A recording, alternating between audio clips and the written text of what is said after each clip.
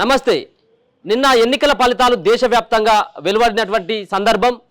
మరో పక్కన తెలంగాణలో గెలిచినటువంటి సీట్లే కాదు, ఓడినటువంటి సీట్లలో ఉన్నటువంటి అభ్యర్థుల గురించి కూడా మాట్లాడుకోవాల్సినటువంటి అవసరం.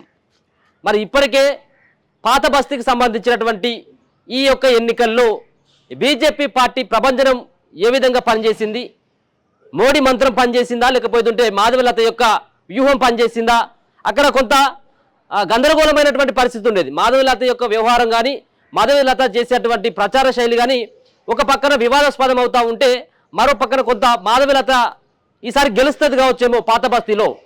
అసదుద్దీన్ ఓవైసీ ఎంఐఎం పార్టీ సంబంధించినటువంటి అభ్యర్థి అసదుద్దీన్ ఓవైసీ పైన ఈసారి బీజేపీ పార్టీ సుమారుగా 40-45 సంవత్సరాల కానుండి ఏ పార్టీ గెలవనటువంటి ఎంఐఎం కంచుకోట అయినటువంటి హైదరాబాద్లో ఈసారి మాధవలత గెలుస్తుంది కావచ్చు అన్నటువంటి అభిప్రాయాన్ని చాలామంది కూడా వ్యక్తం చేయడం జరిగింది. ఒకానొక సందర్భంలో ఎంఐఎం పార్టీకి సంబంధించినటువంటి అభ్యర్థి అసదుద్దీన్ ఓవైసీ సైతం కూడా కొంత డైరామాలో ఉన్నాడు. చిట్ట చివరి క్షణంలో అక్కడ మైనార్టీలను మా పార్టీకే ఓటేయాలి, మన పార్టీకే ఓటేయాలని చెప్పేసి ప్రాధాన్యపడ్డటువంటి పరిస్థితి కూడా చూడడం జరిగింది. అంటే అంత హడావిడి చేసినటువంటి మాధవలత మరి ఎందుకు ఓడిపోయినట్టు? మాధవలత బీజేపీ పార్టీ నుంచి బీజేపీ పార్టీ అభ్యర్థిగా బరిలోకి దిగింది. బీజేపీ పార్టీ పూర్తిగా మాధవలతను నమ్మాల్సి వచ్చింది. ఒక మహిళ అయినటువంటి మాధవలతని బరిలోకి దింపింది బీజేపీ పార్టీ. ఒక వ్యూహాత్మకంగా బరిలోకి దింపడం జరిగింది. ఆమె అభ్యర్థిని ప్రకటించిన తర్వాత, ఆమె పేరును ఖరారు చేసిన తర్వాత బీజేపీ పార్టీ అభ్యర్థి మాధవలత అక్కడ ప్రదర్శించినటువంటి దూకుడు చూస్తే ఈసారి అసదుద్దీన్ ఓవైసీ ఖచ్చితంగా ఓడిపోతాడన్నటువంటి భావనకు రావడం జరిగింది. కానీ తీరా నిన్న చూసిన తర్వాత మాధవలత పైన అసదుద్దీన్ ఓవైసీ 3 లక్షలకు పైన ఓట్ల మెజార్టీతో గెలిచినటువంటి పరిస్థితి కూడా మనం చూడడం జరిగింది. చాలా రేరు. పోయినసారి 2,50,000 చిల్లర ఓట్లతోటి గెలిచినటువంటి అసదుద్దీన్ ఓవైసీ ఈసారి భారీగా ఆయన గెలవడం జరిగింది. భారీ ఓట్ల లీడ్తో గెలవడం జరిగింది. అయితే అసదుద్దీన్ ఓవైసీ పైన తీవ్రమైనటువంటి వ్యతిరేకత అక్కడ ముస్లిం వర్గాల్లో రావడం జరిగింది. కానీ ఈ ముస్లిం వర్గాల నుండి మాధవలత ఆ యొక్క క్యాష్ని చేసుకోలేకపోయింది. అక్కడ ఆ వ్యతిరేకతను క్యాచ్ చేసుకోలేకపోయింది. దానికి కారణం కూడా మనకు అందరికీ తెలుసు. మాధవలత చేసినటువంటి హడావిడి ఓవర్ యాక్షన్ అంత ఇంత కాదు. ఆమె ప్రచారం చేయొచ్చు, కానీ ఈ బాణం గుంజుడు, అక్కడ మసీదులకు ఎక్కువ పెట్టుడు, లేకపోతే ఉంటే జై శ్రీరామ్, అందరికీ జై శ్రీరామ్ కాదనట్లేము, కానీ అందరికి సంబంధించినటువంటి బీజేపీ నేతలు బీజేపీ అభ్యర్థుల కంటే మరీ ఓవర్ చేయడం జరిగింది మాధవలత. అందుకోసం అని చెప్పేసి ఈసారి కనుక ముస్లిం ఓటర్లు అసదుద్దీన్ ఓవైసీ పైన ఎంఐఎం పార్టీ పైన విరక్తితోటి ఉన్నప్పటికీ మాధవలత చేసినటువంటి ఓవర్ యాక్షన్ తోటి కొంత వాళ్ళు ముస్లిం ఓటర్లు కూడా ఆలోచింపజేసేటువంటి విధంగా మరి అక్కడ ఉన్నటువంటి పోలింగ్ జరిగింది. ఎందుకంటే ఒకవేళ మాధవలత గెలిస్తే ఇప్పటికే ఇంత ఓవర్ యాక్షన్ చేస్తూ ఉన్నది, ఇంతకంటే అసదుద్దీన్ ఓవైసీ కంటే ఇంకా ఎక్కువగా ఇక్కడ అరాచకాలు ఉంటాయేమో, ఏకపక్షంగా ఆమె మరి ముస్లింల పైన దాడి చేసేటువంటి కార్యక్రమం ఏమైనా పెట్టుకునేందుకే ఆమె ఈ విధంగా ఎన్నికల్లో గెలవ ముందుకే ఇట్లాంటి ప్రయత్నాలు చేస్తూ ఉన్నది. మసీదుల పైన ఎక్కువ పెట్టడం, అంతేకాకుండా ముస్లింలను కించపరిచే విధంగా ఈ బుర్కాలు తీయడం, ఈ అంత సంబంధించినటువంటి వ్యవహారాన్ని ముస్లిం ఓటర్లు అంతా పసిగట్టిండ్రు. కాబట్టి ఆమెను ఓడించినటువంటి నేపథ్యం.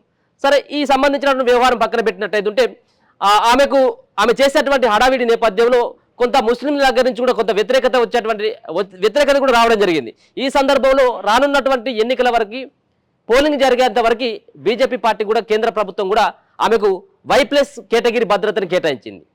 ఈ అంతా హడావిడి చూసిన తర్వాత అమ్మో బీజేపీ పార్టీగా ఇక తప్పదు, ఈసారి ఖచ్చితంగా గెలుస్తుంది, బీజేపీ పార్టీ పాత బస్తీలో పాగా వేస్తుంది అని చెప్పేసి అందరు నమ్మడం జరిగింది. కానీ చిట్ట చివరికి అయితే మాత్రం కంగు తిరక బీజేపీ పార్టీ తప్పలేదు.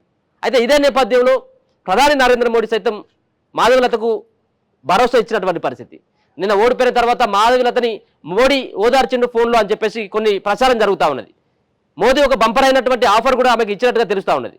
మరి నిజంగా కూడా బంపర్ ఆఫర్ ఇచ్చేటువంటి పరిస్థితి ఇప్పుడు ఏమైనా తెలంగాణ రాష్ట్రంలో ఆమెకు ఇచ్చేటువంటి పరిస్థితి ఉంటుందా అంటే ఆమెకు ఇచ్చేటువంటి ఆస్కారం ఉండకపోవచ్చు. ఎందుకంటే బోటాబోటీ మెజార్టీతో గెలిచినటువంటి మోడీ ఇప్పుడు ఏకపక్షంగా నిర్ణయాలు తీసుకునేటువంటి ఆస్కారం లేదు. మిత్రపక్షాలకు కూడా మంత్రి పదవులో లేకపోతే రాజ్యసభ సీట్లో నామినేటెడ్ పోస్టులో ఇచ్చేటువంటి పరిస్థితి ఉండాలి.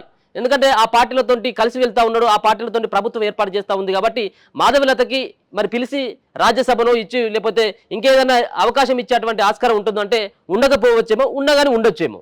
ఎందుకంటే మాధవలత యొక్క ప్రచారం పైన మోడీ కానీ మరో పక్కన అమిత్ షా చాలా ప్రశంసలు కురిపించిండ్రు. ఆమె చేసినటువంటి ప్రచారానికి వాళ్ళు ఫిదా అయిపోయిండ్రు. సరే, అక్కడ వాళ్ళు పాత బస్తీకి ప్రచారానికి వస్తున్నటువంటి అమిత్ షా మరి అక్కడ భాగ్యనగరంలో ఉన్నటువంటి భాగ్యలక్ష్మి టెంపుల్ని దర్శించుకున్న తర్వాత ప్రచారం కానీ ఆమె యొక్క రోడ్ షో కానీ ఆమె చూసిన తర్వాత ఫిదా అయిపోయిండు. మాధవలతకు ఉన్నటువంటి క్రేజ్ను చూసి ఫిదా అయిపోయినటువంటి పరిస్థితి. మరి ఒక పక్కన తెలంగాణ రాష్ట్రం పైన ప్రత్యేకమైనటువంటి దృష్టి సారించేటువంటి ఆస్కారం ఉంటుంది రానున్నటువంటి రోజులలో బీజేపీ పార్టీ. ఎందుకోసం అంటే బీజేపీ పార్టీకి ఈసారి వచ్చినటువంటి సీట్ల సంఖ్య 8. ఎప్పుడు కూడా బీజేపీ పార్టీకి ఇక్కడ మొన్నసారి జరిగినటువంటి ఈ యొక్క ఎంపీలలో కేవలం 4 సీట్లకు మాత్రమే బీజేపీ పార్టీ పరిమితం అయిపోయింది. ఈసారి చూసినట్టయితే 8 సీట్లకు ఆ యొక్క పరిస్థితి వచ్చింది. 8 సీట్లని కైవసం చేసుకుంది బీజేపీ పార్టీ. అంతేకాకుండా మొన్న జరిగినటువంటి అసెంబ్లీ ఎన్నికల్లో సైతం సాధారణ ఎన్నికల్లో అక్కడ కూడా 8 సీట్లను గెలుచుకోవడం జరిగింది మరి బీజేపీ పార్టీ. 4 ఎమ్మెల్యేలుగా ఉన్నటువంటి దాన్ని 8కి, 4 ఎంపీలుగా ఉన్నటువంటి తెలంగాణలో బీజేపీ పార్టీకి 8 సీట్లని మరి సొంతం చేసుకోవడం జరిగింది. రాను తెలంగాణ రాష్ట్రంలో బీజేపీ పార్టీ హైప్ అవుతా ఉంది, పెరిగిపోతా ఉన్నటువంటి దశలో ప్రత్యేకమైనటువంటి దృష్టి సారించేటువంటి ఆస్కారం ఉంటుంది. కాబట్టి తెలంగాణ రాష్ట్రం నుంచి ఎక్కువ మందికి కొంత కేబినెట్లో అవకాశం ఇచ్చినట్టయితే ఉంటే, నామినేటెడ్ పోస్టులో అవకాశం ఇచ్చినట్టయితే ఉంటే రానున్నటువంటి రోజులలో తెలంగాణలో పట్టు సాధించవచ్చు. అంతేకాకుండా ముఖ్యమంత్రిగా బీజేపీ పార్టీ గెలుచుకునేటువంటి అవకాశం కూడా ఉంటుంది అన్నటువంటి రానున్నటువంటి సాధారణ ఎన్నికల వరకు సాధ్యపడుతుందని చెప్పేసి బీజేపీ పార్టీ భావించినట్టుగా స్పష్టంగా అర్థమవుతా ఉన్నది. అందుకోసం అని చెప్పేసి తెలంగాణ రాష్ట్రంతో పాటు ఆంధ్రప్రదేశ్ రాష్ట్రం పైన కూడా ప్రత్యేకమైనటువంటి దృష్టి సారించింది బీజేపీ పార్టీ. అందుకోసం అని చెప్పేసి మాధవలతకి ఓదార్చడం జరిగింది ఫోన్లో ప్రధాని నరేంద్ర మోడీ అనేది తెలుస్తూ ఉన్నది. అంతేకాకుండా ఇక్కడ మాధవలతకి కూడా మంచి పోస్టులో మంచి సంబంధించిన నామినేటెడ్ పోస్టు బీజేపీ పార్టీ కల్పిస్తుందన్నటువంటి ప్రచారం కొనసాగుతూ ఉంది. అసదుద్దీన్ ఓవైసీ పైన అసదుద్దీన్ ఓవైసీనే భయపెట్టే విధంగా ఆమె యొక్క ప్రచారం కొనసాగింది.